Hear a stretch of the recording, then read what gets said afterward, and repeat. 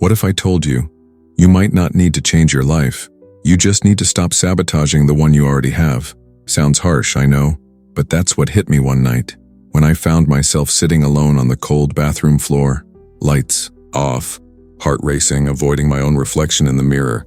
I wasn't crying. I was beyond crying. I was empty, like something had finally given up inside me. I had pushed away another person who loved me. I missed another deadline at work, and I knew, deep down, I was going to do it all again. Not because I wanted to, but because I didn't know how not to. This wasn't the first time I'd been there. In fact, it felt familiar, a ritual almost. Burn it all down, then wonder why there's nothing left. It's a strange thing to realize you're the villain in your own story. I used to think it was the world's fault, that people just didn't get me, that things were harder for me than they were for everyone else. But slowly, painfully, I started to ask myself a different question. What if the problem isn't what's happening to me, but how I keep reacting to it? Let me back up. There was this one moment, I'll never forget it. I was 27, living in a tiny apartment that smelled like old books and burned toast.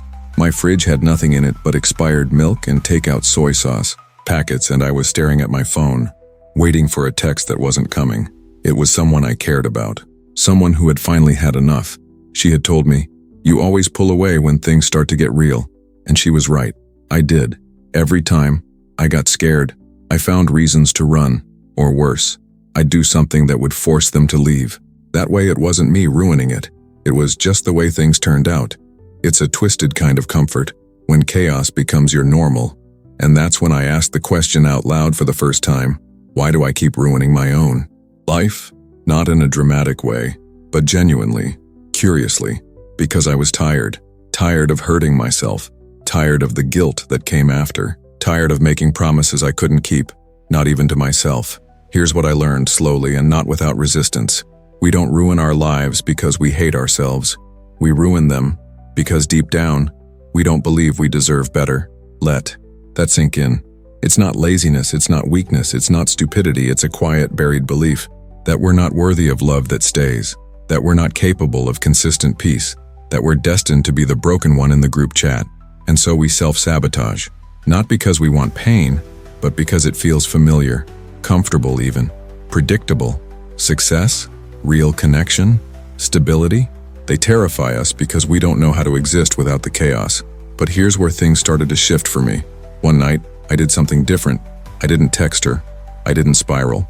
I got up. I brushed my teeth. I made a cup of tea. I sat on the floor and I just breathed. Not because I wanted to be productive, not because I had some great epiphany, but because I realized, if I can't trust myself to change everything, maybe I can trust myself to change one small thing. That's it. One thing. Not a total reinvention. Not a new personality. Just one better decision. So I made my bed the next day. I drank water instead of coffee first thing. I didn't ghost my friend who texted me, "How are you?" I actually replied, "Small stuff." Laughably small, but something strange happened. Every time I didn't let the voice in my head win, every time I chose discomfort over destruction, I felt a little bit more real, like I was meeting myself again underneath the armor. The excuses, the shame. And here's the real kicker. We don't fear failure, we fear accountability. Because if I admit I have power over my choices, then I also have to admit that I'm responsible for what happens next. That's scary as hell. It's easier to say I'm just broken than to say I've been making choices from a place of pain, and now I want to do better. But that honesty, that brutal self-awareness, that's where the healing starts. And healing isn't sexy. It's not a before and after montage. It's awkward texts and quiet mornings. It's apologizing when it's hard. It's showing up for yourself when no one's clapping. It's realizing that every self-destructive habit was at some point your best attempt at survival. Let that be okay. You were doing what you knew, but now you know more. I wish I could tell you that I never sabotage anymore, but the truth is I still feel the pull sometimes. To isolate, to procrastinate, to run. But now I notice it. I don't shame myself for it. I say, "Oh, there you are again, trying to protect me the only way you know how." And then I ask a better question. What am I afraid of right now? That question saved me more times than I can count, because fear loves to hide. It wears masks, anger, numbness, ego, but once you name it, it loses power. Here's what no one tells you about changing your life. Most of the time it doesn't look like change. It looks like pausing before you react. It looks like not texting your ex. It looks like closing your laptop at 10 p.m., even if you feel behind. The revolution is quiet. The transformation is internal before it's external. And slowly, you start to feel different. You laugh more easily. You look people in the eye. You say no without explaining yourself. You catch yourself in the mirror and think, maybe I'm not so bad. One day I was walking home and I noticed the sky. Just noticed it, the colors, the breeze, the way the light hit the buildings, and I realized something so simple it almost hurt. I used to miss this. I used to be so in my head, punishing myself for every mistake, that I missed this, the aliveness of being. Here, the miracle of another day I didn't destroy. And in that moment I felt something I hadn't felt in a long time. Gratitude, not the forced kind, the kind that sneaks up on you when you're present.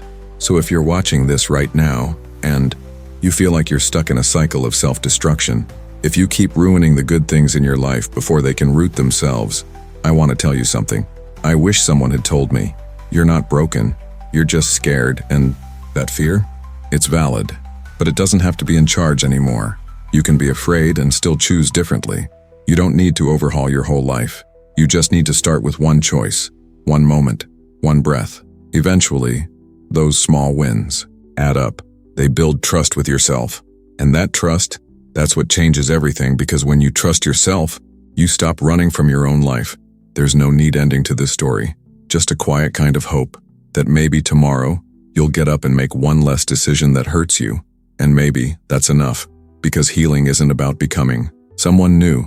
It's about remembering who you were before the world taught you to hate yourself. You already have everything you need.